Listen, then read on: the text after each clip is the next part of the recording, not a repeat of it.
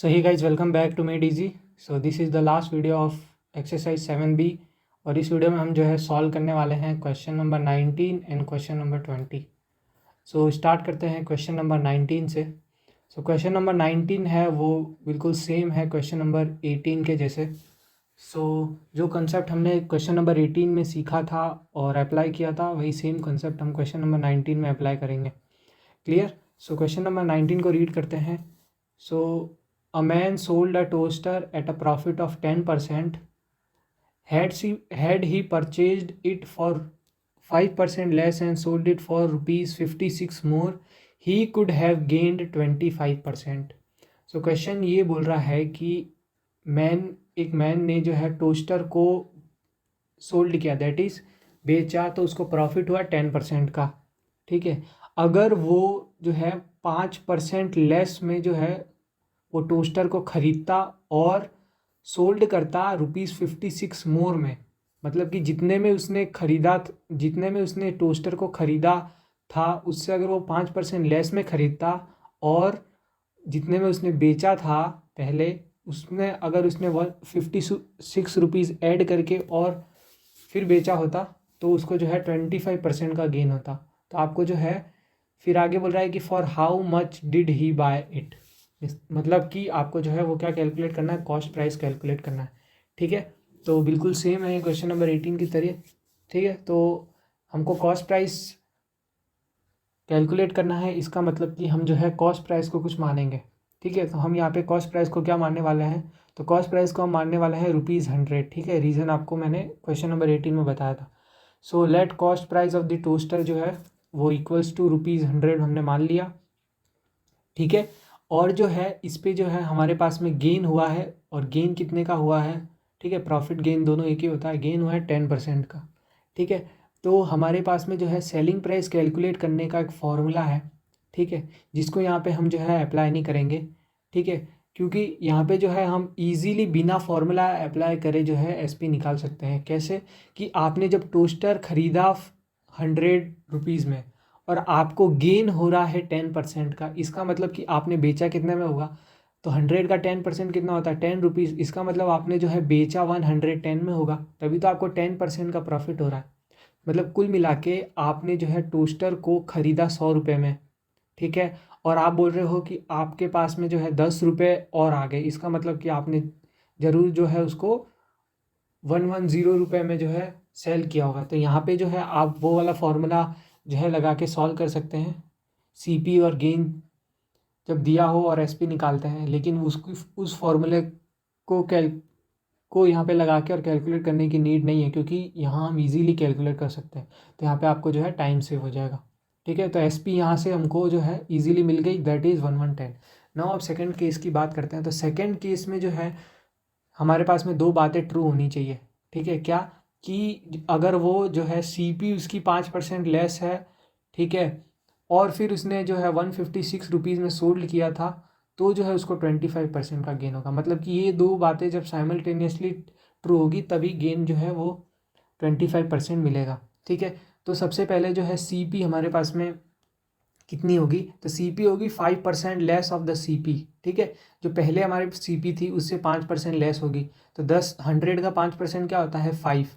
ठीक है, तो 100 माइनस 5 इक्वल्स टू ₹95. तो यहाँ से जो है हमारी नई सीपी जो आ गई वो आ गई ₹95. और गेन हमको क्या चाहिए, वो चाहिए 25%. तो यहाँ से जो है हम जो है वो एसपी निकाल लेंगे. ठीक है, तो अब यहाँ से जो है एसपी इस मेथड से नहीं निकल पाएगी. ठीक है, यहाँ पे तो थोड़ा सिंपल था, 100 रुपीज़ था और गेन हो रहा था 10, तो हमने निकाल लिया. तो यहाँ पे जो है थोड़ा कॉम्प्लिकेटेड हो जाएगा, इसलिए आपको जो है ये फॉर्मूला लगा के और आप जो है कैलकुलेट कर सकते हैं. ये फॉर्मूला लगा के आप इधर भी कैलकुलेट करेंगे तो आपको जो है 1110 ही मिलेगा, लेकिन आप इसको इस मेथड से भी सॉल्व कर सकते हैं. तो एस पी इक्वल्स टू क्या हो गया, 100 plus G% upon 100 into C2. ठीक है, ये फॉर्मूला हम यूज़ करते हैं टू कैलकुलेट एसपी. कब करते हैं, जब गेन एंड कॉस्ट प्राइस जो है वो जो है गिवन होती है. ठीक है, तो simply we will put the value in this equation. So हमने गेन परसेंट की वैल्यू 25 और सीपी की वैल्यू 95 रखी, और जब हमने इसको कैलकुलेट किया तो हमारे पास में आया ₹118.75. ठीक है, तो यहाँ से देखिए कि पहला जो है मैंने मार्क कर दिया था इक्वेशन नंबर 1, और ये हमारे पास में जो नई CPI वो हमने मार्क कर दिया equation number 2। Now we will compare these two equations, ठीक है। सो हम जब इन दोनों SP के बीच में जो है जब डिफरेंस निकालेंगे तो देखेंगे हमारे पास में जो है 8.75 का डिफरेंस आ रहा है, ठीक है। इससे हम क्या समझ सकते हैं कि हमारे पास में जो है वो डिफरेंस आ रहा है 8.75 का दोनों SP के बीच में। और कब आ रहा है, जब हमने जो है CP को क्या माना है, 100 रुपीज़ माना है, तब हमारे पास में ये डिफरेंस आ रहा है। क्लियर। इसका मतलब कि हमारे पास में 1 रुपये का डिफरेंस कब आएगा, तो इसको जो है आप जो है ₹8.75 कैसे मिलके बना होगा, तो ₹1 इंटू 8.75 मिलके बना होगा, ठीक है। तो 8.75 को आप जो है यहाँ से नीचे भेज दीजिए यहाँ पे, ठीक है। तो यहाँ पे ₹1 बचेगा, ठीक है। तो 1 रुपये का डिफरेंस कब आएगा, जब हमारे पास में CP होगी 100/8.75। इसको ऐसे रहने दीजिए, सिंप्लीफाई करने की ज़रूरत नहीं है। नाउ हमारे क्वेश्चन में जो है वो डिफरेंस आ रहा था 56 रुपीज़ का, ठीक है। तो जब 1 रुपये का डिफरेंस आ रहा है तो CP इतनी है, तो 56 रुपये का डिफरेंस आएगा तो CP कितनी होगी, ठीक है। तो यहाँ पे आपने जो है 1 इंटू 56 किया तो ये 56 हुआ। इसका मतलब आपको जो है यहाँ पे भी 56 मल्टीप्लाई करना पड़ेगा, ठीक है। तो 100/8.75 मल्टीप्लाइड बाय 56। क्लियर। नाउ अब आप जब इसको सॉल्व करेंगे, यहाँ से पॉइंट हटाएंगे, ऊपर 100 जाएगा, और जब इसको सॉल्व करेंगे तो आपके पास में जो है CP आएगी, वो आएगी ₹640। सो ये बिल्कुल सिमिलर था क्वेश्चन, है ना, 18 की तरह। यहाँ मैंने क्वेश्चन नंबर 18 को जो है बिल्कुल अच्छे से समझाया है, ठीक है। तो यहाँ पे मेरे को ज़्यादा समझाने की ज़रूरत नहीं है। नाउ क्वेश्चन नंबर 20 की तरफ मूव करते हैं, ठीक है। सो क्वेश्चन नंबर 20 जो है वो लास्ट क्वेश्चन है एक्सरसाइज 7B का, ठीक है। सो रीड करते हैं क्वेश्चन को कि a shopkeeper sells each of his good at gain of 22.5%, ठीक है। If on any day his total sale was ₹9408, what was the total cost of the goods sold on that day and his profit on that day। तो मतलब इस question का कहने का मतलब ये है कि एक शॉपकीपर है, वो जो भी अपना सामान बेचता है तो वो जो है उसको इतने % का जो है उसको गेन होता है उसके हर एक सामान पे, ठीक है।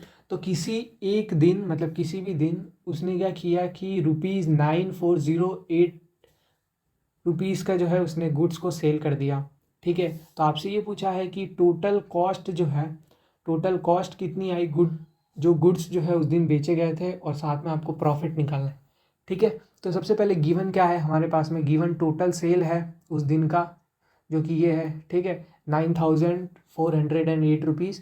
और गेन हमारे पास में ये है। इसको सिंप्लीफाई कैसे करते हैं, तो आप सिंपली 22 को मल्टीप्लाई कीजिए 2 से, और प्लस 1 को ऐड कर दीजिए, तो वो आपका जो है न्यूमरेटर बन जाएगा और डिनोमिनेटर, तो ये ऐसे सिंप्लीफाई होगा। तो 22 इंटू 2 44 प्लस 1 45/2%, तो ये गेन हो गया। क्लियर। नाउ अब आपको सबसे पहले क्या कैलकुलेट करना है, total cost of the good.